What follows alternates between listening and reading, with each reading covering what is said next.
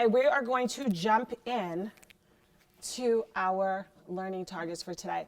But I know that y'all we're like jumping in and we're figuring out what this thing is that we call researchers. We touched upon it a little bit yesterday, but I want to even dig a little bit deeper. So we have our anchor charts up here, right? And one of the things is I want someone to tell me, what is it that researchers do? I want you to think about it. What is it that researchers do? And remember, we have our, we can think about it. What is it researchers do? Bilal. What do researchers do? Research. They research. Okay, is there anyone that would like to add on to that? Can we say more about what researchers do? Brianna. They ask questions about a topic to focus their research.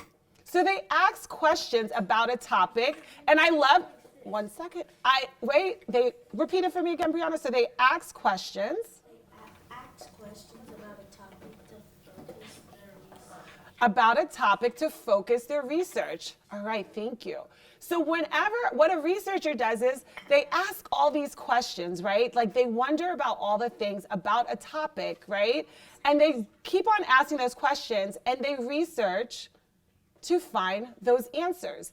And so y'all are actually going to become some researchers. So let's start off with our learning target. Adam, you ready to go for me, darling? Can you read that learning target for us? I can paraphrase information presented in a read-aloud on animal defense mechanism. Thank you so much, Adam. So I can paraphrase information presented in a read-aloud on animal defense mechanism. I want us to take a look at this word, paraphrase. It's a really big, important word because it's a word that's going to really help us in this new module that we're going into. We're going to have to really do a lot when it comes to paraphrase. So I want us to make sure that we really understand what this word means. So first thing we want to do is we want to make sure, let's think about how many syllables are in that word paraphrase. So let's see if we can clap those syllables out together, all right? Get those hands ready for paraphrase, right? So we have those 3 syllables in that word. There is actually a word in paraphrase that some of y'all already might be familiar with. What's that word? Huh? Phrase is one. What's another word that you might be familiar with? Para, right? So when we think about that word para, right? Let's flip our bodies on this way. We have our word para here, right? And when we think about the word para, it means to come from. Can we think of some other words that have that prefix para in the beginning? Let's think about it. Paragraph.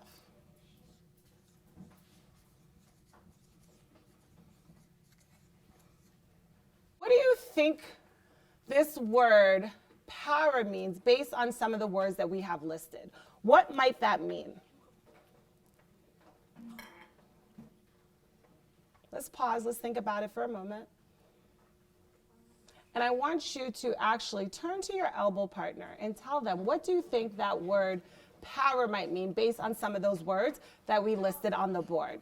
If we were trying to think about, right, the way that para might work, right, like something that comes from, and then if we take a look at this second part, like the root part of this word with phrase, and we say phrase, it's a series of words, right? So we have paraphrase, so to come from a series of words. If we were to think about this in a read aloud, what might that mean? If we're reading aloud something and we're thinking about to paraphrase, right, a series of words, like something that comes from a series of words, what might that look like? Charlotte? It's kind of like how the text is, but even in a smaller place. Let's put it all together. So when we're thinking about paraphrasing, right, it's exactly what y'all are saying. We're going to the text, we're taking some information, bits and pieces of that information, and am I writing exactly like all the words that are in the text? No, right? I can't write all that.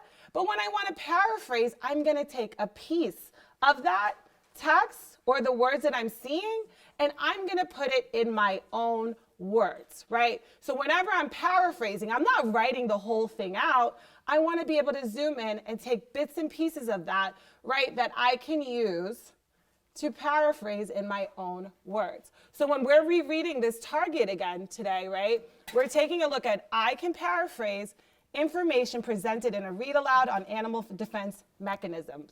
What does that learning target mean to us now? What does that learning target mean to us now?